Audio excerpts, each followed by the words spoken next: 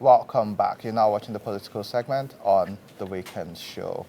Now, it was quite shocking to me seeing how fast the House of Reps passed a bill to change the national anthem. And then the Senate did same. And the highlight of the president's one-year administration was celebrating an old national anthem written by former colonialist governments or British citizens for Nigeria. Now, I don't understand why, with insecurity, poverty, inflation, and all that's going on in Nigeria, there is the disconnect where they don't see that people just need a better standard of living, but they believe that it is changing the national anthem that will unite the people. Now, these are not my words, these are the words of people and Nigerians. You now have some people coming out to say they would sing the national anthem, but it's now law, it's now a bill. But the question is, how many other things are we going to change to the past? How have we improved from Goodluck Jonathan to President Muhammad Buhari, now to President Bola Ahmed TINUBU? And what stood out the most, and some people say it may be a distraction or there's more to come, but we've seen how long it took for them to have discussions about gender and equal opportunities bill, which is still a debate till today. We saw the petroleum industries bill, which took years and years. But the speed at which the national anthem was changed, could that be the solution to all of our problems? How do we rate 1 year in office of the president? And so that's something which we will be talking about on today's political segment. But Didi, let's start with this national anthem conversation because we can't not have this conversation. Have you learned your new national anthem? No. Do you plan to? I mean, you don't have a choice. I don't have a choice, but I'm really grateful to God that I'm no longer in primary or secondary school where it has to be compulsory every morning at assembly. You know, yesterday I saw a video of a young girl whose mom asked her, how was it, with the new national anthem and all of that. And she sang it for her mom and I was just laughing. I thought that was the cutest so thing funny. ever. But I was also impressed when she said, and the way we learned the old one, the other one, we'll learn this one. Exactly. But it just was something where I keep wondering, what's this obsession with the past? And this is especially targeted at people in their 50s and 60s above. There's this obsession with the past. Oh, this is how it was and this is what we want. But the times have changed. I think it's primarily because we have people in their 60s, 70s in power. Yeah. So that's why they hold on to, their own youth and they try to impose it on we, the general public. Because I believe if we had younger people in those positions of power, their issue would not be, things that happened before they were even born.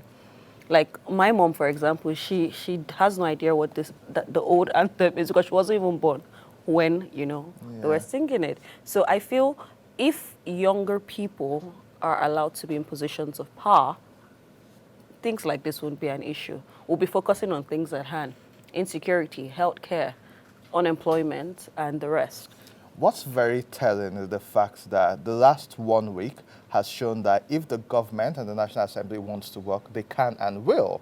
All we're asking, the speed at which you used to pass that bill, which there was no public consultation. You are elected to serve the people. You didn't have this conversation with your people. This just happened. But that speed, if we can see the speed in ensuring that there's poverty elevation, that people standard of living is better, the economy is better, then we have no issues. We don't have a choice, but that same speed is what we want. It's 1 year in office, and who will we be discussing with today?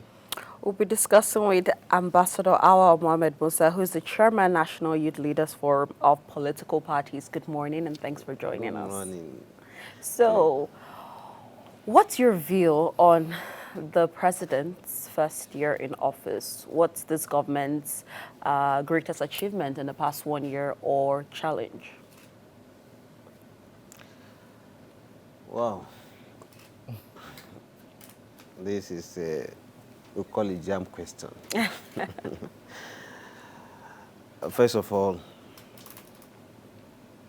the issue, my own view. This is my own view. Yeah.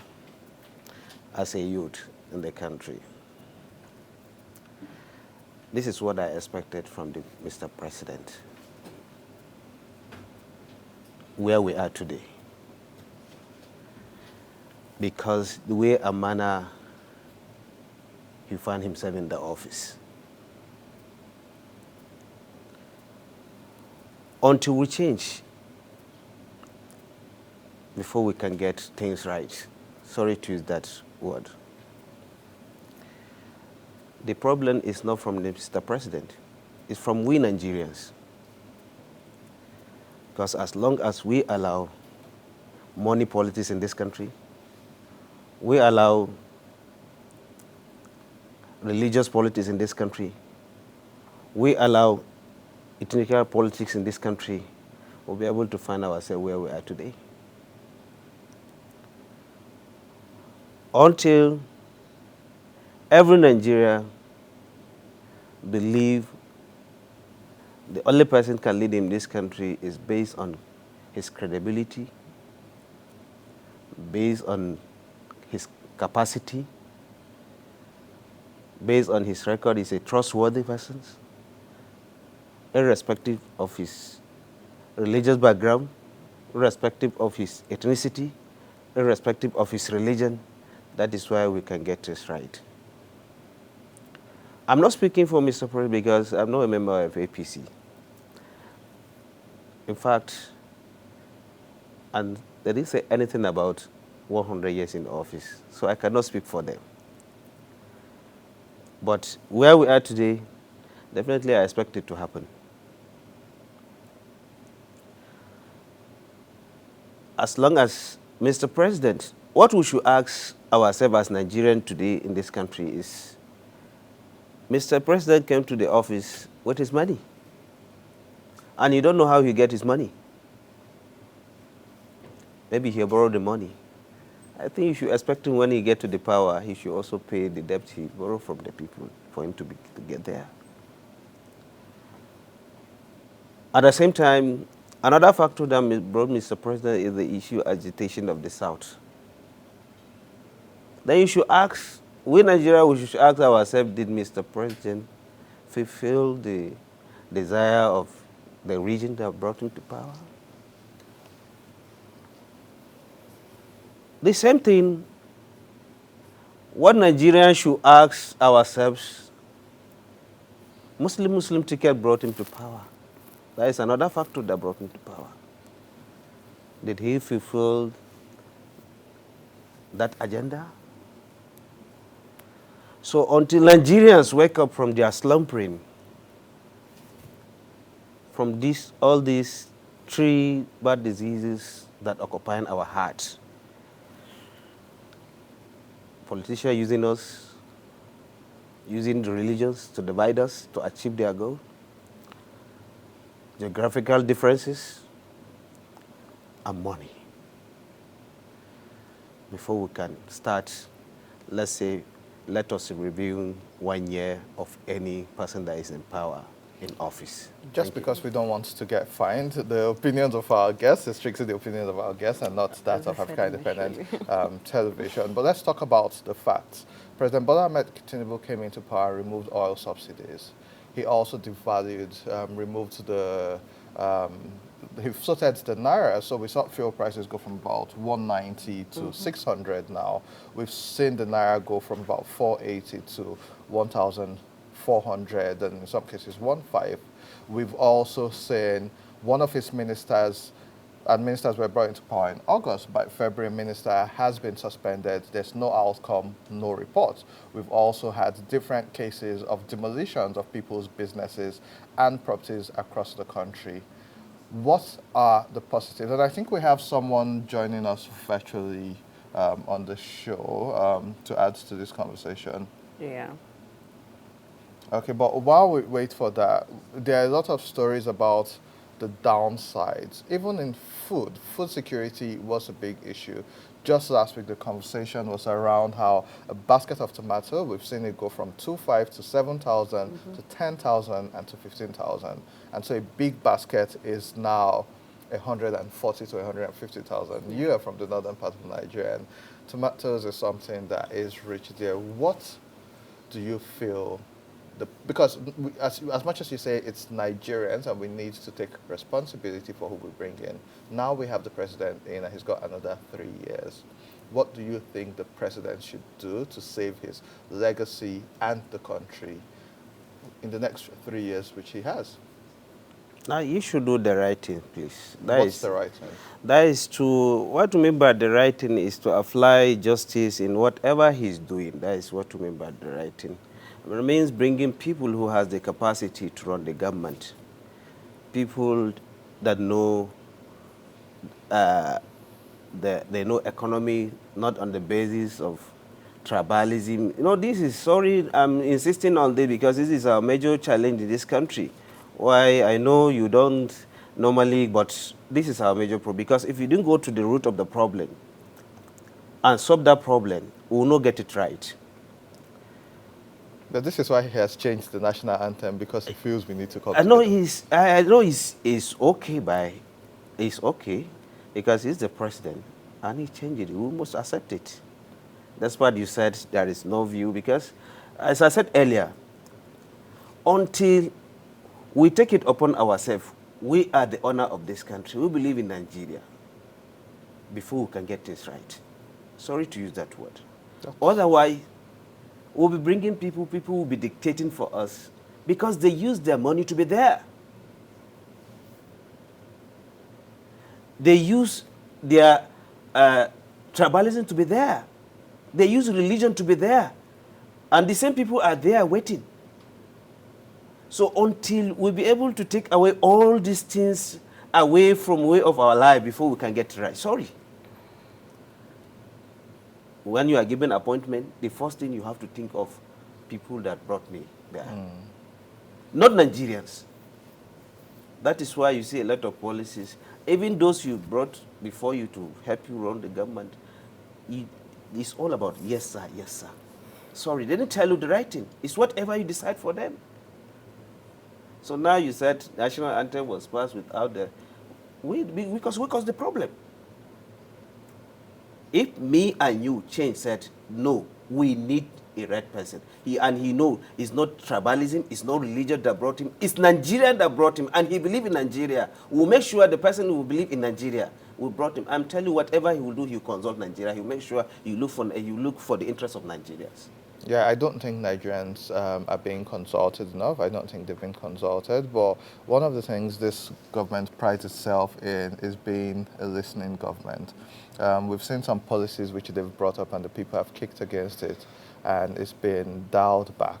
Don't you feel that that's a little bit of progress compared to where we're coming from with the Buhari administration?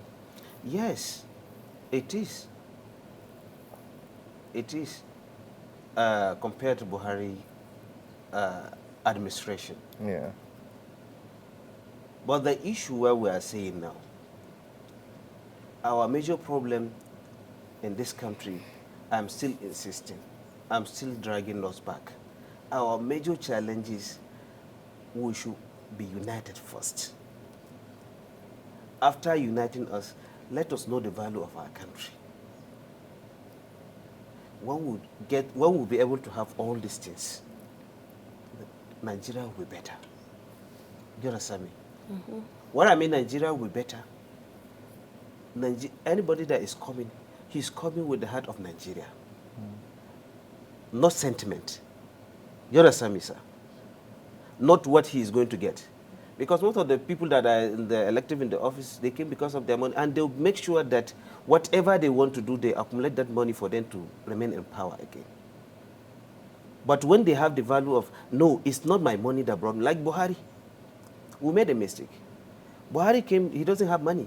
People contributed money. The first year we're supposed to, after we didn't get things right, we're supposed to remove him out of the power. But it's my tribe, it's my tribe. We believe it's my tribe, so therefore we supported him from the north. But he ran against a fellow northern Atiku Abubakar. Yeah, it's the issue of religion. Because what happened when they are in power, during time of Obasanjo, when he was vice president, he uttered a statement against a religious body. That is what is following him up to now. He said, I could remember, he said, if the prayer of a poor man can be answered, by now they will not be in power. It's a religion that caused the problem. That is why he's still, that religious issue is still following him up to today. I say until we change, before we can get things right. Because that is our major problem in this country. Did you expect to see the results we're seeing right now? To be honest, I don't care about who is in power. I did have some hope considering the fact that the three major contenders in the 2023 elections have previously been elected as governors. Even Atiku had been elected before he became VP. And so there was a level of experience which I expected to be brought to the fore. One of the things which people said about Bola Ahmed Tinubu, the now president, is that he was good at selecting the right people to have the right jobs. Now it's been 1 year, and I will say, it's like I say, there are some ministers that are doing great stuff. There are few people, however, there are a lot of them who we don't know about their existence. They aren't doing as much. And so, yes, the buck stops at the president's table, but having the right team around you is important. We hear more from the CBN governor than the Minister of Finance. Yeah. We at least have better briefings from the Minister of Information. Someone who I didn't expect to do as good as he is doing is the Minister of Aviation, Festus Keyamo. And that's what puts in the right people in the right places. I'm seeing some progress because considering what is now seen as a sham of the Nigerian air from the last administration, you see a bit of changes in our current aviation sector. Immigration, putting a young person in to do great stuff. You see Olubunmi Ojo. We can see what he's doing. However, there's more to be expected. And for me, the biggest part about it is food security and standard of living. Awarding contracts for roads, for places where we don't even have the right security for people to be able to ply these roads, how does that make sense? What are you doing about minimum wage and the high rate of inflation? If we have fast decisions for other things that matters to them, all I'm saying is it doesn't matter who. For me, I felt whoever comes in, if they can pay attention to the work, get the right people, and there should be some deterrent. If you don't act right, you don't do the right job, take them out. The president in the last couple of weeks, we've seen several statements saying any minister who isn't performing will be removed. But which minister has been removed?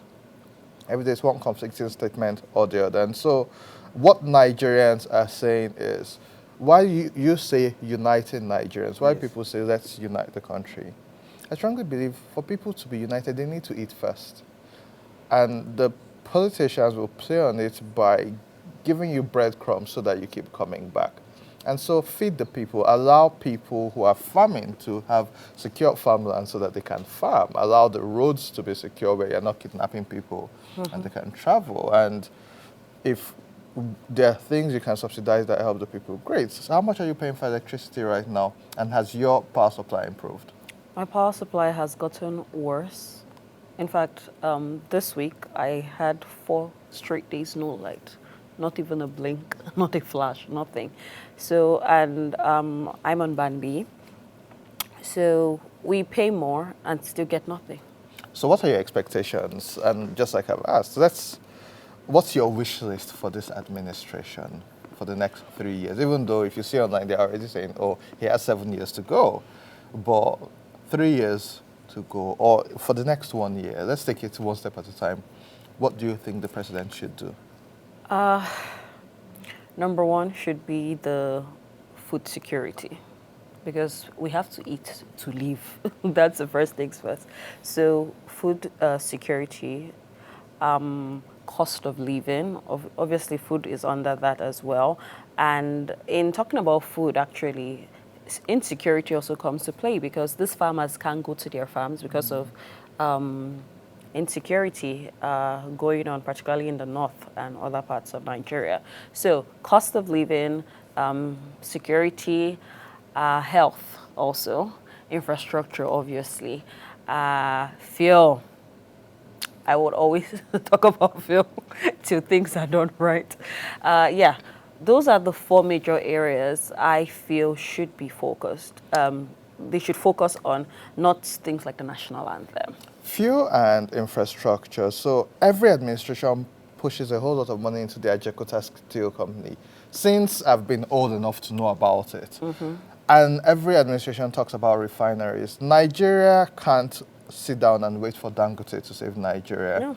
The refinery, we've been talking about that over and over again, and we're not seeing this benefit. But even if we do, this is an individual. Yes, there's the government partnership, but we can't just sit down and put all our eggs in the In one same basket. basket. However, for the non-performing officials, the president promised, and there was even a public perception app for people to use. We need to see that political will we talk about. We need to see action, not just movement, because movement can be in any direction. We need to see positive movement. However, is there, not even is there, let's talk about the people, Nigerians. While we always talk about the government and its failures, or if they succeed, their success, Nigerians are increasing the prices of everything and blaming the government and inflation. But we're not like, and this is coming back to you, we're not the nicest people to ourselves. Everybody's trying to cheat the next person. Everybody's trying to take advantage of, you see police and soldiers fighting, you see VIO and road safety or whatever, another agency fighting. How can we as a people, this unite that you say we should unite, what do we actually need to do? Actionable steps. Thank you very much. You still come back.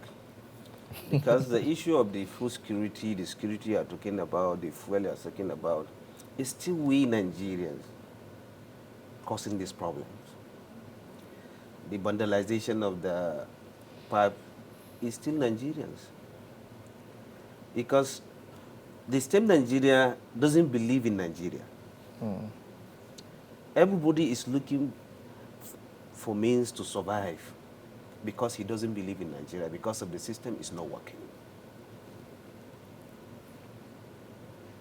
The food security you are talking about, people can no longer go to the farm. And it's not somebody from outside coming to Nigeria to cause insecurity, killing the farmers, creating farmers and herdsmen. Really. It's still the same we Nigerian, because we are divided.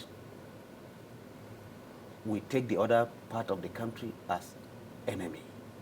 We are not even sitting down to think of how to promote Nigeria, because we don't believe in that Nigeria. And some people are even agitating, they want to pull out of the country. Why? Because of the system is not working. And it's until we come back together, we are united, irrespective of our differences, we'll make Nigeria work. Before we talk about issue of food security, because we talk about fuel we are talking about, we talk about the light we are talking about. How? Now I said is, if all of us come back together, you say we are disunited, even the army are disunited and all these things. The only thing that will make this country be united, if we that will make sure that we kill the spirit of before you became a leader in this country until you have trillions of naira. We select you based on your capacity, irrespective of your distance. We don't need your money. But what we need leadership. We come together. The same leader will not use issue of religion divide us. We not use tribalism divide us. I'm still insisting on this because it's our major problem in this country. That is why even if you come back, I'll still remain there. Until we leave all these things, this issue, and we became united. Like my own aspect as a youth, as a forum, I told you what I'm doing now. When I discover it's our major problem, after bringing all the youth leaders together of different political parties, irrespective of our ideology, our political differences, we agreed to, I said, let us believe, let us come out. Nobody has this country. It is we that can solve this problem of this country. Please leave, when it is time for campaign, we can go back to our party and campaign. But let us think, how can we solve the problem of this country? And the only way we can solve this problem of this country is to be united. We became united. Then we now look at it, we are not enough, even with the political parties. We have other youth in various ethnic and the social organizations across the country. People like Orobo, people like Arewa Consultative Youth Forum, people of OPC. we have been able to brought about 60 different organizations from different backgrounds in this country. We come together. I think last month we have a meeting, on 12th of last month. We agree that, see, tribalism is not our problem. I told Orobo, I told Ariwa, I told Oheneze Igbo Youth Week. I said, this is not our problem. Our problem is unity. When we became united, then we'll be able to, we believe with ourselves, we'll be able to, when there is unity, there is love. When there is love, when I love you, whatever I tell you, take it. Then we'll be able to tell ourselves the truth that no, we don't have any other land rather than Nigeria. Then from there, we will go back to our various community and be security of ourselves. We will go back and stop vandalizing our distance. Then the food will be okay for us. We stop at the herdsmen, and they are all youth and Nigerians, sorry. They are all youth and Nigerians. Then they go back and tell your fellow youth to stop. This is our country, this is our Nigeria, this is our land. We don't have any other place to go. This thing will stop. The food we are talking about, we get it. When it is time for election, we come together and said, let's say agreement, what do you have for this country? When we reach that level, I'm telling you, my brother, no president will mess up. I think that's a And great... he will make things right in this country. Thank you very much. Thank you. Okay, just before we wrap up, because of time, let's bring on Jide Ojo, who is joining us virtually. Hope I'm not harsh. Okay. Hello, Jide. Yeah, good morning. Good to have you join us. I'm sorry we had issues connecting with you, but we just want to hear your analysis and overview of President Bola Ahmed Tinubu's 1 year in office. Okay, thanks for the opportunity to speak to Nigerians on this platform.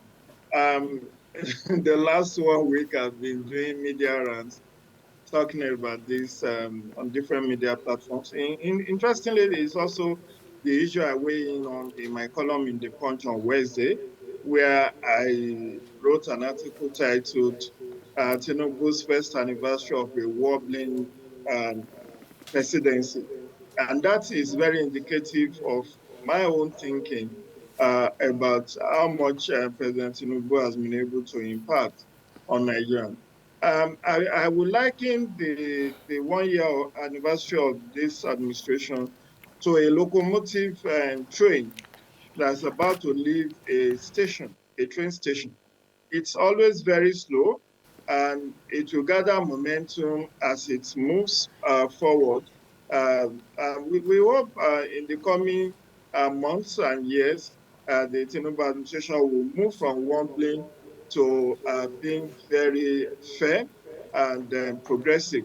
But all development indices as at this time is pointing south. Just like he inherited from Buhari, um, my own conclusion is that even if Buhari took us south, Tinubu has taken us south.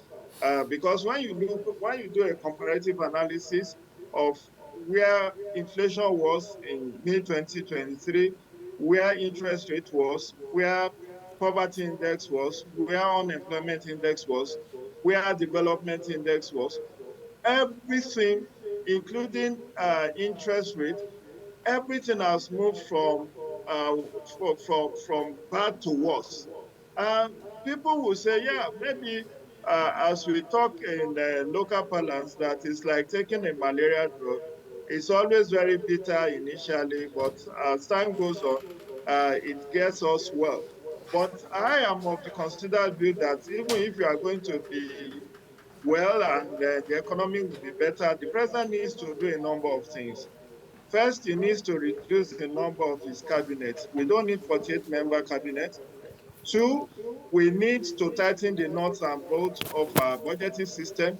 Too many frivolous expenditure items on that budget, and that does not make room for value for money. A lot of things on that budget we could do without them. I do not also see the president continuing to sponsor or support only pilgrimages as he has done in 2024. With 90 billion, he supported the Hajj to Mecca. And I am sure that the Christian community will also ask for similar subsidy when it's their time to go on pilgrimage to Jerusalem. I don't think states should have anything to do with pilgrimage, which is the private interest of citizens. So then the issue of economy itself, the whole the whole petrol uh, subsidy and exchange rate, which has caused the spiral inflation and depreciation of our naira. It has to be reworked. Today, naira a dollar is exchanging for over 1,400 naira from you know 460 naira, which he inherited under Buhari.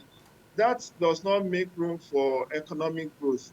And then we are still not sure when Port Harcourt refinery will come on stream. We have been deceived for too many times that, oh, that refinery will soon start operations. We were told by March 2024 latest. Now we have been told in few days, in few weeks. We are not sure. And Dangote refinery hasn't started producing PMS. So that also leaves us with having to import petroleum products, and that has put a lot of pressure on our naira. So much so that because when you want to import fuel from Asia or wherever you go, you are not going to be paying in naira, you are going to be paying in dollars. And what I learned from economists is that we are spending about 40% of our forex to import fuel. So until we stop that fuel importation, get our refineries back on stream, and support Dangote. Situations where Dangote have to go to America or some other places to get crude oil does not also go well, because that is also counterproductive in my own estimation. So quite a number of things still needs to be fixed. A number of reforms still needs to be made. Of course, that may not be uncharitable that the president hasn't achieved anything. The student loan scheme that has taken off last week is a welcome development. Some of the infrastructural development that we've seen commissioned, the metro line in Abuja, the road infrastructure that has been completed stands to his credit. The Electricity Act also stands to his credit. And then the attempt that is currently made to make local government autonomous is also a welcome development. I hope it succeeds. According to the Punch newspaper editorial of last Wednesday, uh, about 6 trillion has actually been, the Federal Executive Council has approved about 6 trillion for improvement of public infrastructure across 51 items, road, rail, bridges, and all of that in 8 months of TINUBU. By the time all of these infrastructures are completed, we will have significant improvements in our state of, we will bridge the gap of our infrastructural deficit. Thank you very much, Judy. What's your analysis on corruption and security so far? That's the big elephant in the room. Corruption and security. If you start from security, um, Section 14, subsection 2B of the Constitution says, security and welfare shall be the primary purpose of government. Um, we don't have security and we don't have welfare. So those are two deficits, and that means the government isn't working to the satisfaction of ordinary citizens. The insecurity still pervades. Um, Even in my neck of wood there in Abuja, a couple of weeks ago, we still have abductions of about 20 people. Uh, and that's in the satellite town. So we know that for many states, people who have to do road travels always have their heart in their mouths, praying fervently for safe arrival to their destinations. Uh, Many rural communities are still being invaded by bandits, which is part of the reason why we have food inflation. Because when you look at the number of farmers who could no longer go to farm as a result of activities of bandits, then you understand why the cost of food is where we are. And unfortunately for us, if you cannot produce what we eat, we do not even have the money to import. That is the irony. And that's what is facing Nigeria at this point is famine. We are faced with acute hunger because we have arable lands, we have arable land across the country, but activities of bandits is not allowing many of our farmers to go to farm to cultivate the land. And the security agents have not been able to provide adequate security in many of these rural communities. So uh, many of the farmers have left their ancestral lands and moved to migrate to the city where they are idle. Some of them are into menial jobs and all of that. So that is number one. We do not have adequate security as I speak with you, and it's very concerning. It's really one of the reasons why I scored the Minister of Defense and Minister of Police Affairs very low when I did my rating on Channels TV a couple of days back. Number two, the issue of corruption. Where are we? Um, this administration sacrificed better Edu,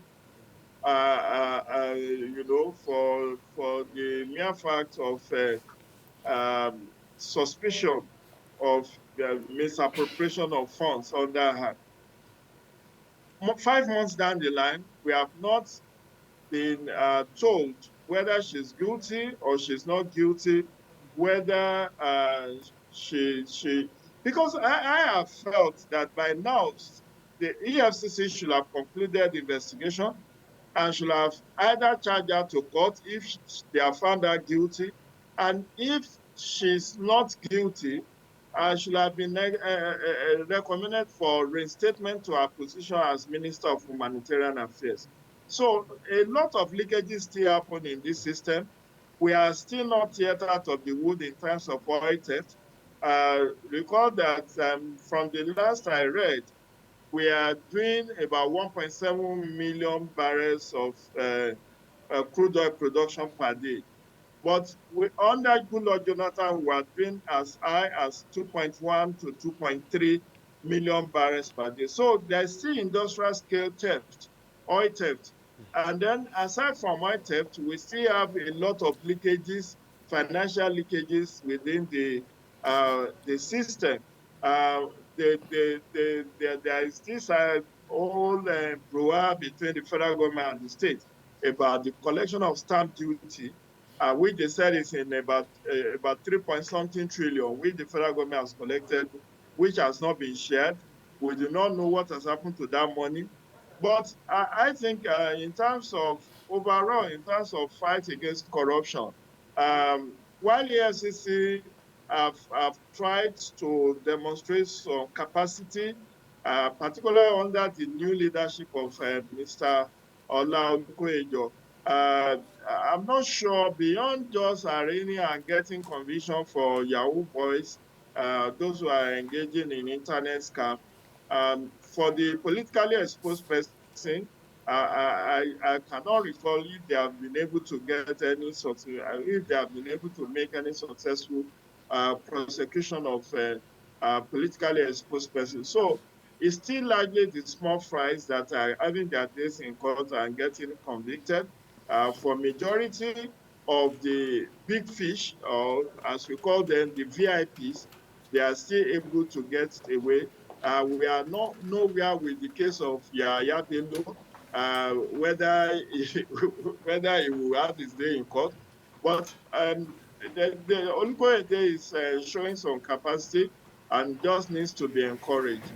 We do not know what has happened or what will happen with the case of Matawale. His people in Zamfara State have been even demonstrating at the EFCC headquarters that his case with EFCC should be reopened and it should be arrested and prosecuted. But EFCC has been very ambivalent on that. So it's neither here nor there, but at least we know that efforts are being made in the fight against corruption. But the success in terms of if we are going to say the deterrent measures has not been taking place because the big fishes are still able to get away. Only the small fries, those who engage, like all this conviction of Bobrisky for abuse of naira, and then those ones are just like small fries. And abuse of Jide, Jide, thank naira. you thank very you much. so much. Thank you. We Yeah. have a lot to actually hear, from you, and we hope to bring you back. But He has because of done time, justice to yeah, you've done the justice to it questions. actually. So thank So you. thank you very We'll much. definitely come back, bring you back to have a Absolutely. proper discussion. And thank you so much also to you for Thank you. It's my joining us. pleasure. We'll take a quick break when we return more on the weekend show.